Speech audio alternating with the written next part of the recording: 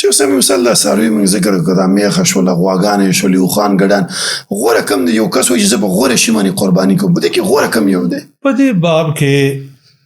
د امام مالک رحمه الله قول دا دی چې په اوښ باندې قرباني غوره ده لیکن د دلایلو نه دا خبره ثابتېږي چې قرباني په ګډ باندې ډېره بهتره ده او د دې د راجحیت او د دې د بهترۍ یو څو دلایل دي. اول قرآن کریم کې الله رب العالمین د ګډ صفت کړی دی کله چې ابراهیم علیه السلام اسماعیل علیه السلام ذبح کو او الله رب العالمین د هغه فدیه ورکړه نو الله فرمایي د هغه فدیه راولېږله نو فرمایي وفدیناه بذبح عظیم. اول ته مفسرینو ذکر کړی دی چې دا ګډو نو الله د ګډ صفت کړی دی. دویم